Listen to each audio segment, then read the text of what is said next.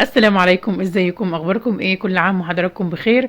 النهارده ان شاء الله هنعمل مع بعض طريقه كحك العيد، طريقه مميزه جدا، طريقه سهله وكمان هتحبوها جدا جدا. وان شاء الله كل اللي جرب مني طريقه كحك العيد اعتمدها وعجبته جدا جدا.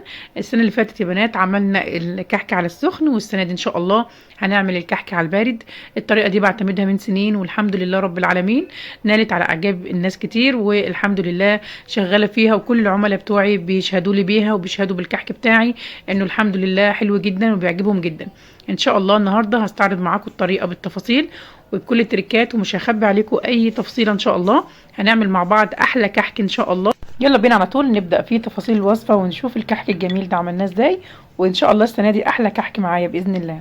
وقبل ما نبدأ في وصفتنا يا ريت ما تنسيش تعملي لايك وتشير فيديو لاصحابك عشان اكبر عدد ممكن من الناس يستفيد، وان شاء الله يعملوا احلى كحك السنة دي.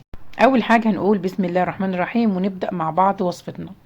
جبت طاسة على النار زي ما انتم شايفين وحطيت عليها معلقتين كبار من السمنة البلدي. طبعا نوعية السمنة هنا مهمة جدا جدا في الكحك، كل ما كانت نوعية السمنة بتاعتك كويسة كل ما خدتي جودة حلوة جدا جدا لطعم الكحكة بتاعتك. تمام. حطيت معلقتين كبار من السمنة، نزلت عليهم بثلاث معالق او 4 معالق كبار من السمسم الابيض. انا هنا بستعمل السمسم الابيض لان بحبه جدا في الشغل، بيبقى بيريحني جدا في النظافة، وكمان بيبقى سهل جدا كده ومعايا وبسيط، وعلى طول بحمصه من غير ما اغسله بقى ولا ان انا انقيه ولا كلام من ده. تمام.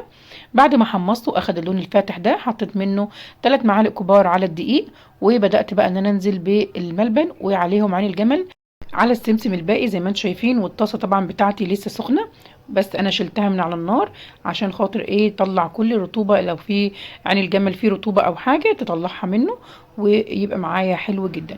ونقلب بقى كل الكلام ده في بعضه، وزي ما انتم شايفين كده يعني الجمل بيتكسر معايا بكل سهوله. هبدا بقى اعمل ايه؟ هدعك كل الكلام ده ببعضه في ايدي، وهنعجنهم كويس جدا مع بعض لحد ما ندخل عين الجمل في الملبن بتاعنا. تمام. وتبقى معانا دي الحشوه بتاعتنا جاهزه جدا مع بعض، بدل ما ناخد قطعه من عين الجمل لوحدها وقطعه من الملبن، لا احنا بنعجنه كده في بعضه وبيبقى معانا سهل جدا وبسيط. بدهن ايدي كده بالسمنه او بالزيت، وبنبدأ بقى نجهز الحشوة بتاعتنا عشان تبقى جاهزة معانا. طبعا بعمل كور مناسبة لقطعة الكحك بتاعتي حسب الحجم بتاعها، انا عايزاها كبيرة او صغيرة. بتقدري برضو بالنظر كده بتشوفي ايه حجم الحشوة بتاعتك قد ايه. تمام. بتبقى كده معانا خلاص، الحشوة هتكون معانا جاهزة. هنكورهم كلهم ويبقوا معانا بالشكل اللي انتوا شايفينه ده. شكلها حلو جدا، وكمان الحمد لله هتسهل عليا اول خطوة دي عملتها هتسهل عليا ايه؟ هتسهل عليا الشغل. تمام. هسيب بقى الكلام ده احطه في التلاجة، وهنرجع بقى ايه نعمل في الكحك بتاعنا. انا كنت مستخدمة الدقيق ده، الدقيق دوت انا الفيديو ده بنات كان من سنة تقريبا، كنت عاملاه من سنه بحيث ان انا انزله لكم مع بعضه الاثنين. بس سبحان الله كل شيء بميعاد واوان. الدقيق الفلاور ده كان في وقتها كان جميل، لكن هو حاليا مش كويس.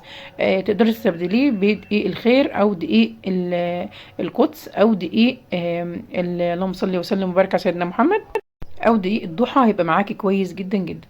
تمام. حطيت كيلو الدقيق، هحط عليه معلقه كبيره من تحويجه الكحك، وهحط عليه برضو كيس من البيكنج باودر، وحطيت رشه من الملح.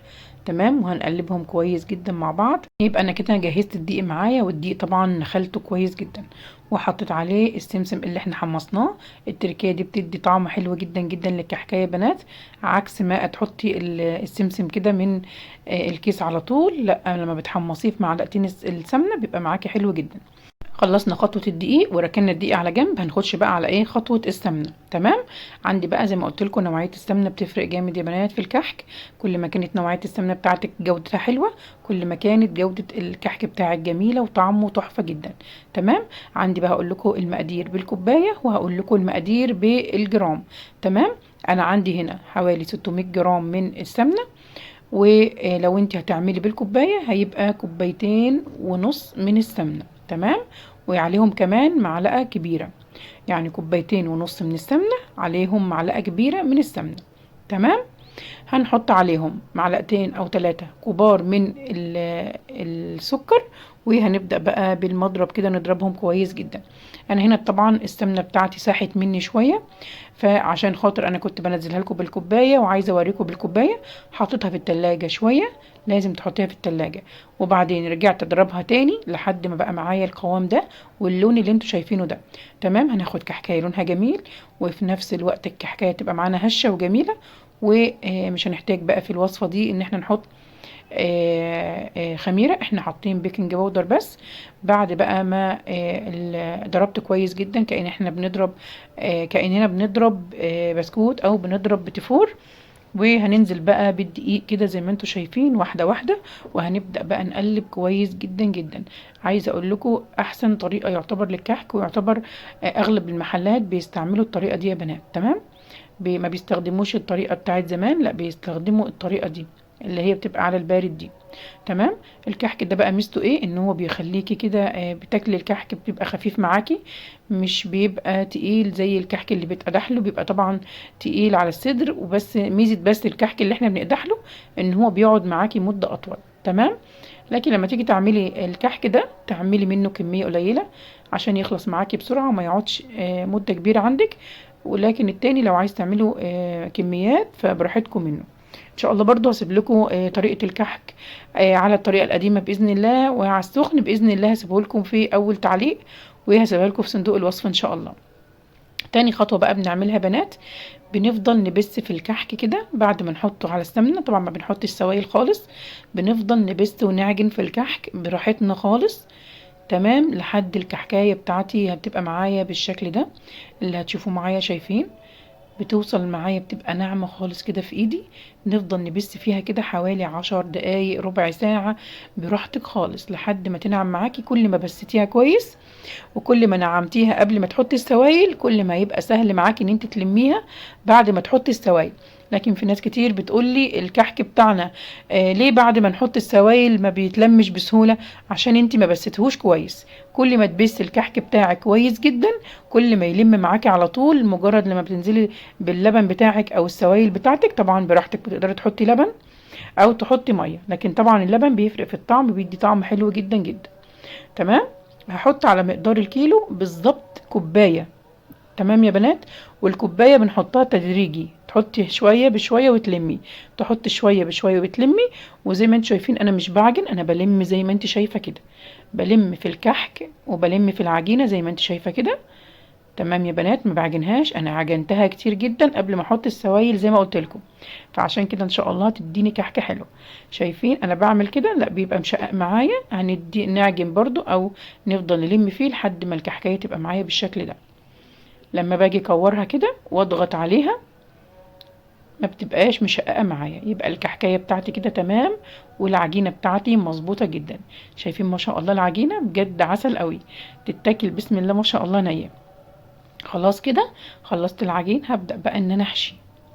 هنبدأ نحشي بقى مع بعض الايه الحشوة اللي احنا عملناها في الاول. طبعا الحشوة دي بقى تقدري تنوعي فيها وتعملي زي ما انت عايزة. ممكن تحشيها عجمية، ممكن تحشيه ملبن، بس ده طبعا بيبقى اذواق وحسب ما بتحبه في البيت. طبعا ممكن تستبدلي عين الجمل باي نوع من انواع المكسرات براحتك جدا مع الملبن. خلاص. ممكن برضو نحشيه عجوة، نحشيه عجمية زي ما قلت لكم، نحشيه اللهم صل وسلم وبارك على سيدنا محمد، نحشيه مكسرات بس. تمام. انا ببدأ بقى ان انا اعمل السادة. عملت شوية سادة بس الاول، وبدأت بقى ان انا بصمهم كده بالبصمة. وبعدين هنبدأ مع بعض نحشي الحشوة اللي احنا عملناها مع بعض. طبعا البصمة بقى طبعا اللي ترتاحي لها. انا عندي كذا نوع من انواع البصمة، وكل واحدة بقى بتديني شكل معين. طبعا الموضوع ده بقى يرجع لك انتي. طبعا لو بتحبي بقى تنقشي زي كده انقشي بقى الكحك بقى، لان بجد هي الفرحة بتاعة العيد وفرحة عمايل الكحك في النقش، ان انت بقى بتلمي كده حبايبك حواليكي وبتلمي ولادك كده وتفضلوا بقى تنقشوا في الكحك، وبتحسوا بقى بايه، بالاجواء الجميله دي بتاعه ايه، بتاعه العيد وبتاعه رمضان. كل سنه وكلكم طيبين. فانا بقى بحب انقش الكحك كده. انا بقى عملت على شكل الفرع ده. تقدري برضو تعملي الشكل دوت بيبقى جميل جدا. شايفين ما شاء الله يا بنات العجينه معايا جميله جدا، لان بتتنقش ما شاء الله بكل سهوله زي ما انتم شايفين. وطبعا لو المنقاش بتاعك حسيتيه في العجينه ان هو يعني بيطلع معاكي، بيطلع عجينه معاكي، تقدري تحطيه في شويه دقيق.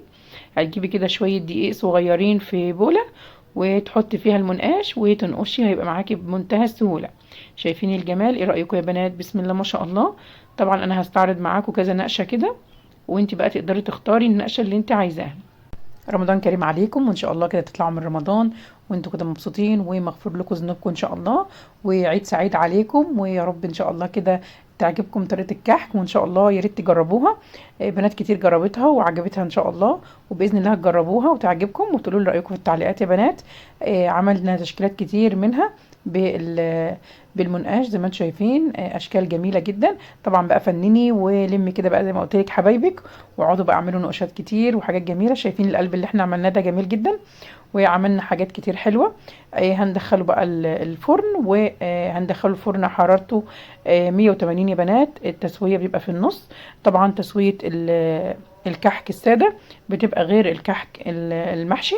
الكحك المحشي ما بياخدش وقت، لكن الكحك الساده هياخد معاكي وقت شويه، يقعد معاكي حوالي تلت ساعه، والكحك العادي ياخد معاكي حوالي 10 دقايق لربع ساعه. عايزه اقول لكم معلومه بنات، ان الكحك ما بيتفتحش عليه شوايه. انا بشوف شيفات كبار ربنا يبارك فيهم يصلح لهم، وحاجتهم كلها جميله بسم الله ما شاء الله، بس بيقولوا على الكحك ان هو يتفتح له الشوايه. الموضوع ده غلط جدا يا بنات. ازاي ان احنا نفتح على كحك شوايه؟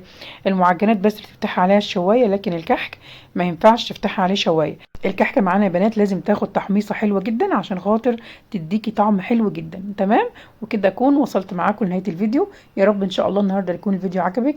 يا ريت لو عجبك ما تنسيش تعملي لايك وشير وسبسكرايب للقناه، واستودعكم الله فيديو جديد باذن الله، ومع الف الف سلامه. منتظركم من الحلوه، وكل سنه وكلكم طيبين.